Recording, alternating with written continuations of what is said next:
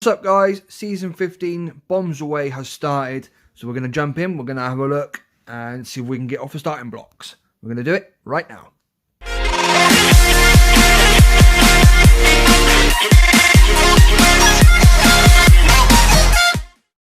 Right guys, this is my icebreaker account. I have started already on this one.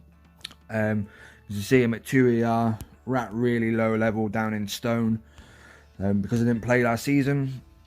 So I'm going to show you some 2 ER gameplay and some tactics that I've come up with in the last half an hour or so. And I expect Martin will be making a video for 3 ER as we speak. So, jumping in. Tech-wise, I didn't have very many keys or tokens, so all I could do to start off with really was max my landing crafts, max the bombardier out, unlock the flare and to the mines. That was my keys done. I maxed the bombardiers and the landing craft, like I said, and I put that was sort of it to start off with. Then I put a couple of levels into the machine guns and the cannons, and I'll tell you why in a second. And then I've literally just put a couple of ticks up on the troop health there to help combat the mines. So layout wise, this is my layout. See, it's doing all right. The idea here is most people are putting all their defenses now around their ERs like this, which, you know, if we were against Zookas would be great, but because it's bombardiers, they're going to outrange it all anyway. So all you're doing is making it easier for your opponents by having your defenses literally right at your ERs. So my aim here is to force them to land and chew through some defenses on the beach, and then they're going to walk away from my ERs down towards this machine gun, clearing these defenses now. And as they're clearing through all this, they're walking over all the mines, losing bombardiers, and then once they've got the last defense down, then they split and then go to the ERs. So basically I'm forcing them all to take the long way through my defenses, through my mines to my ERs, and it's working out pretty well. I've only lost a couple just very start off with, but once I've put a couple of ticks on the cannons and stuff, it makes it a little bit harder for them to get through it because they're a little bit more healthier. More health means they've got to hit it more times, which ultimately slows them down. We'll jump in, I'll show you some attacks, what I'm doing. This is a battle against K. I'm not sure if this is our K or not, I don't think so. So you can see here, they've got the defenses all spread out, and literally all I'm doing is spreading out all the gramps so they're not overkilling defenses. You want them hitting as many defenses at the same time as possible. And you literally just let them clear. Like I said, there's very little that can hurt the gramps in terms of range, unless somebody's got mortars, sniper towers as well, but they're not really a problem until you max them out. You can do a couple of Hail Marys if you wanted to. I tried that earlier on, sort of just flared straight to the ERs, bypassing the defences, but it was actually a little bit slower going that way. It was easier to clear out some defences first, let them just spread naturally to the 2 ERs, like so. People who are hitting my base, like I said, they've got to clear all the defences. This guy came in with grenadiers and bombardiers, so he went the long way around. But he made the rookie mistake there of putting the flags right at the very top of the landing, which is as good as putting a flare on it. So yeah, drop your troops down the bottom of the landing, guys. You can see they fizzled on the mines as planned. Even with people going with bombardiers and stuff, I don't think they're going to be much quicker, to be fair. You can see he dropped all his bombardiers on one side, tried flaring up to the corner, couldn't quite cook it with the GBE, forced to hit the mines, which absolutely wrecked him. Of course, then Gramps have got that same code as Zookas, where they'll target defences before other buildings. So this still took him a long time to get through this way. Firing up the GBE for flares. Let's have a look at this one. Again, he's gone with Grens for the mines there, probably by the look of it. So yeah, the trick is, guys, is to force people to have to clear all your defences, you know, and lead the troops away from your ERs. You know, if you're putting your defences around your ERs, your troops are going to walk straight towards them. So in terms, once the defences are gone, they're right there on the ERs. If you force them away from the engine rooms, then they still got to then walk from the last defense all the way to the ERs. If you can make the last defense and the ERs the furthest distance away as possible, it will take them even longer. So we've got one chest left to collect.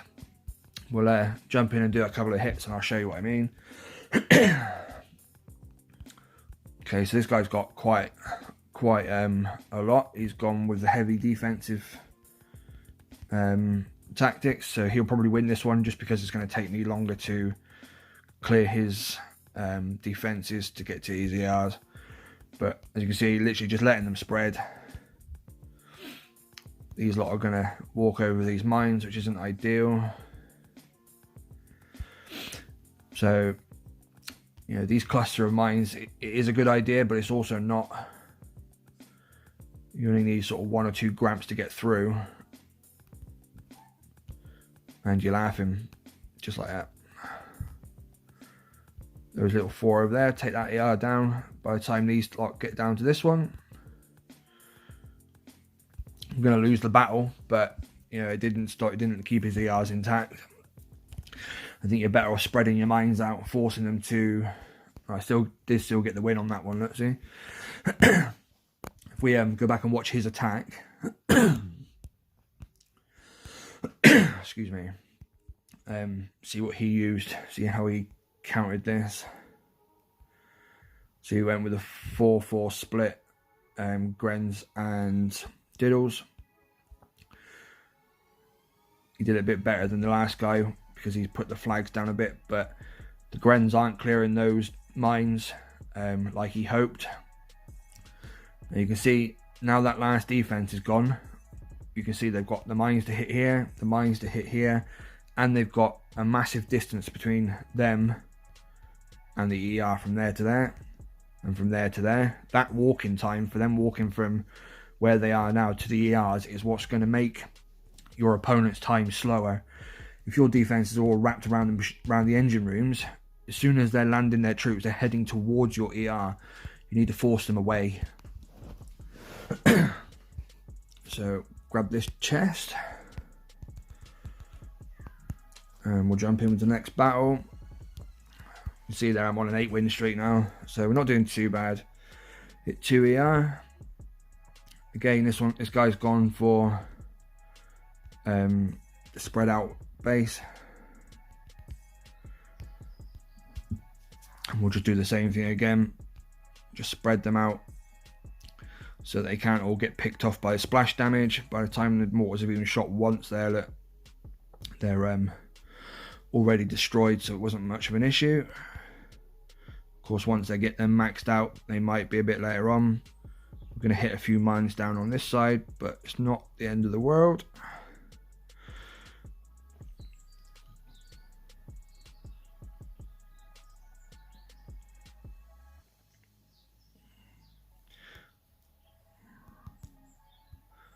Got one diddle left down here.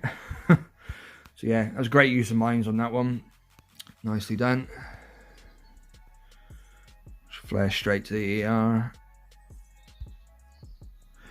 I don't think we'll get the win on that one, but that was those mines were well placed. He's obviously thought, you know, quite considerably about what his plan was there. So I'm just going to move a couple of these ones over this way a touch. Pull these in a little bit. I did still get the win on that, so happy days. So one more for this last chest, and we'll see what we get. Again, this one's got quite heavy mines, so what we're going to do is going to go 1, 2, 3, 1, 2, 3. I'm just going to keep those last 2 boats just for a second until they've cleared the beach, and then I'm going to drop one either side, just so that if they do cop all those mines and we lose a few, we've got a couple of boats coming up behind now to reinforce them. Drop them a little bit too early there. We'll see how it goes.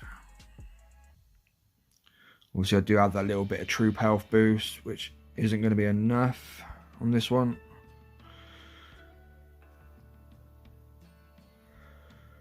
No, it's not going to be enough. We're going to fizzle. Got 1 diddle on each ER.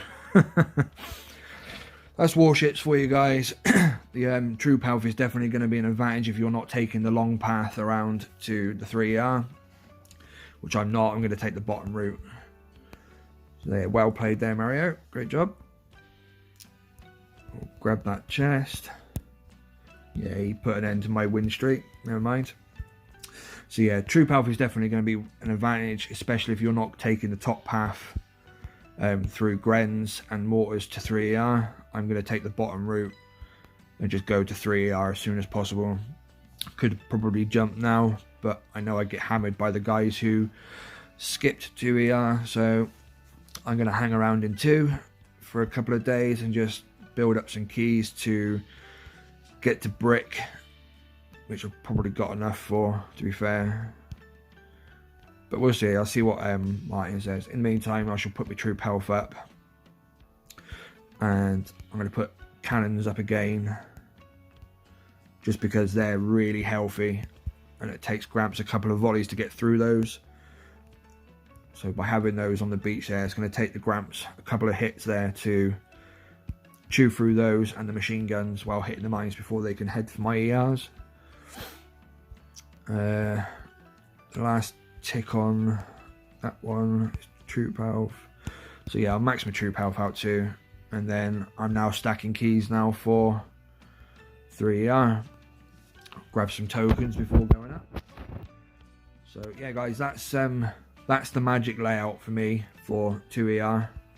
It's force their troops into, condense their troops into one spot here in the middle, away from your ERs, and then force them to clear all your defenses, hit all your mines, and then go for your ERs with whatever's left. That's definitely the secret to 2ER, guys. Hope this helps. Leave a comment down below if you found something out different that works at 2ER. Let us know what you're doing. Leave us a like, smash that subscribe button, and I'll catch you next time, guys. Good luck. Peace.